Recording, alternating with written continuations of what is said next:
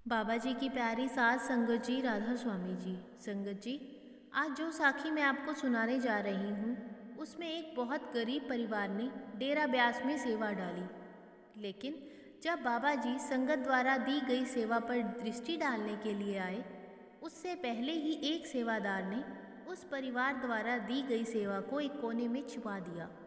संगत जी, हम सब जानते हैं कि परमात्मा हम सभी को अपनी कमाई का 10वां हिस्सा सेवा में डालने को कहा जाता है और हमेशा ही जब भी संगत डेरा ब्यास जाती है तब कुछ ना कुछ सेवा ज़रूर डालती है।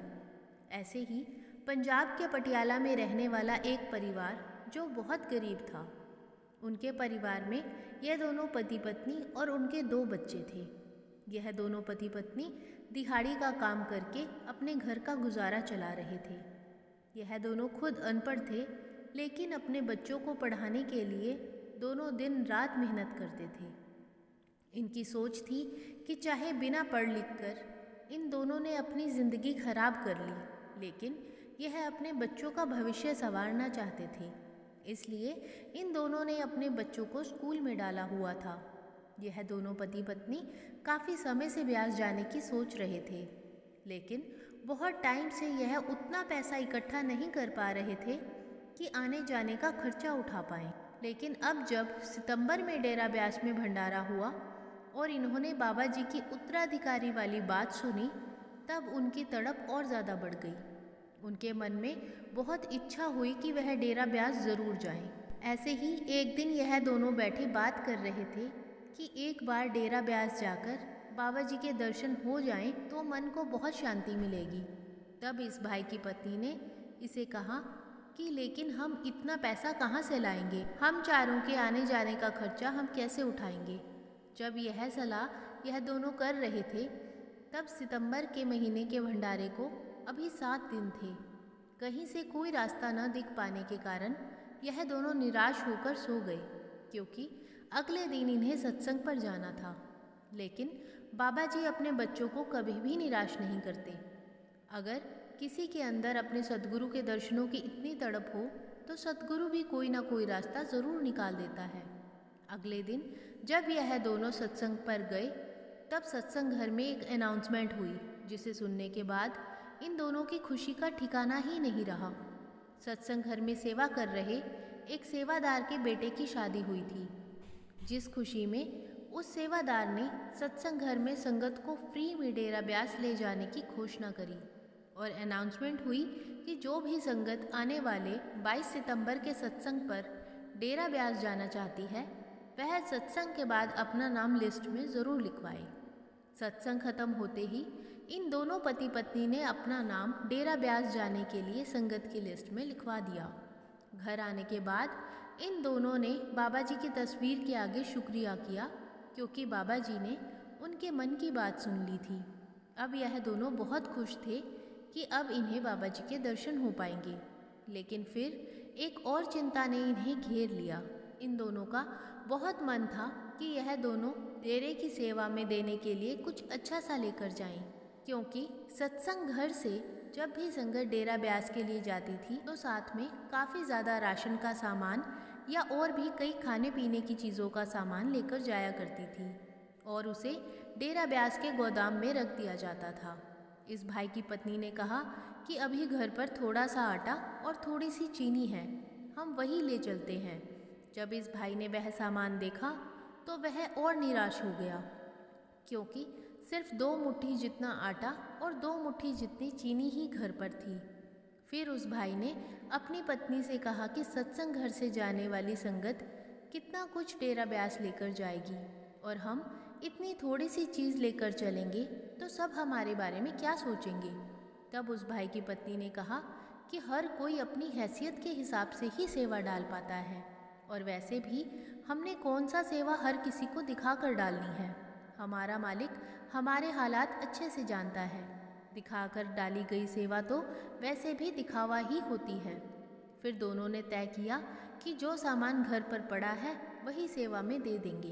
वह दोनों अब बहुत खुश थे, क्योंकि उन्हें अब सद्गुरु के दर्शन होने वाले थे। ऐसे ही इंतज़ार करते हुए कुछ दिन कब बीत गए इन्हें पता ही नहीं चला और वह दिन आ गया जब इन्हें डेरा ब्यास जाना था। 22 सितंबर के सत्संग के लिए यह लोग 19 सितंबर को ही डेरे के लिए निकल गए। इन दोनों पति पत्नी ने देखा कि सेवा में डालने के लिए बाकी की संगत बहुत सारा सामान लाई थी। कोई देसी घी से भरे टीन लेकर जा रहा था तो कोई 50-50 किलो के चावल की बोरियां लेकर जा रहा था। यह देखकर इन दोनों का मन उदास हो गया, क्योंकि यह दोनों भी सेवा में बहुत कुछ देना चाहते थे। शाम होने तक यह सब डेरे ब्यास पहुंच गए और पहले बस को गोदाम के पास रोका गया और सभी ने अपनी सेवा में दिया जाने वाला सामान वहां पर रख दिया। इन दोनों पति पत्नी ने भी चुपके से अपना सामान बाकी सामान के पीछे थोड़ा छुपा कर रख दिया और इस भाई ने आटे वाले लिफाफे में एक छोटा सा लेटर भी रख दिया। इसके बाद अगले 3 दिन यह सब डेरा ब्यास में बहुत आराम से रहे और बहुत अच्छे से बाबा जी के दर्शन किए। रविवार के दिन सत्संग सुनने के बाद यह सब उसी बस में डेरे से वापस लौट आए। वापस लौटने पर इन दोनों ने उस सेवादार भाई को धन्यवाद किया जो इन्हें फ्री में डेरा ब्यास लेकर गया था। और अब इधर डेरे में सेवादार उन सभी चीज़ों को जो संगत द्वारा सेवा में दी गई थी उन्हें एक लाइन में रख रहा था, ताकि बाबा जी सेवा में दिए गए सामान पर दृष्टि डाल सकें। तब उस भाई ने देखा कि कोई छोटी सी पॉलिथीन में थोड़ा सा आटा और थोड़ी सी चीनी देकर गया है। तब उस सेवादार ने वह सामान कहीं कोने में रख दिया ताकि बाबा जी की नज़र उस पर ना पड़े, क्योंकि वह सेवादार कुछ थोड़ी सी दी गई सेवा को कोई महत्व नहीं दे रहा था। अब थोड़ी ही देर बाद बाबा जी गोदाम में आ गए और सेवादारों को दर्शन देने के साथ साथ संगत द्वारा लाई गई सेवा पर भी दृष्टि डालने लगे। ऐसे ही दृष्टि डालते हुए एक दीवार के पास जाकर बाबा जी रुक गए और बाबा जी ने उस सेवादार को अपने पास बुलाया जिसने वह सामान लाइन में लगा कर रखा था। वह सेवादार थोड़ा सा घबरा गया कि बाबा जी ने उसे क्यों बुलाया होगा। फिर बाबा जी ने सेवादार को वही पॉलिथीन उठाकर लाने को कहा जिसमें थोड़ा सा आटा और थोड़ी सी चीनी सेवा में दी गई थी।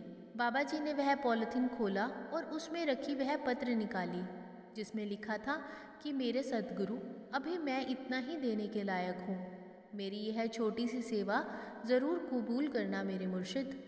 बाबा जी के साथ खड़े कई सेवादारों ने भी यह पत्र देखा। वह सेवादार जिसे बाबा जी ने बुलाया था वह घबरा गया।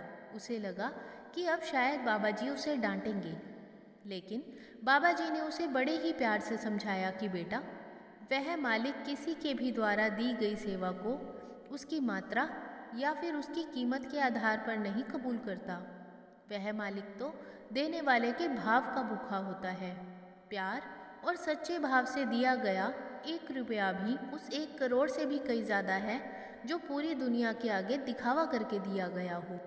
सेवादार को बाबा जी की वह बात अच्छे से समझ में आ गई और वह बाबा जी से माफ़ी मांगने लगा। बाबा जी ने बड़े ही प्यार से उस भाई द्वारा दी गई उस सेवा को बाकी के लोगों की सेवा के साथ आगे आगे रख दिया। संगत जी, हमारे बाबा जी हमेशा हमें सिखाते हैं कि अगर आप कभी भी सेवा दो तो आपके दूसरे हाथ को भी पता ना चले कि आपने सेवा की है। अगर आप पूरी दुनिया में ढिंढोरा पीटकर या फिर लोगों को दिखा दिखा कर सेवा डाल रहे हैं तो यह सेवा का कोई फ़ायदा नहीं होगा, क्योंकि उसे सिर्फ दिखावा ही समझा जाएगा। और बाबा जी तो बस सेवा देने वाले के भाव को देखते हैं। संगत जी, आज की साखी अच्छी लगी हो तो कमेंट बॉक्स में राधा स्वामी जी जरूर लिखें। वीडियो को लाइक, शेयर और चैनल को सब्सक्राइब ज़रूर करें। राधा स्वामी जी।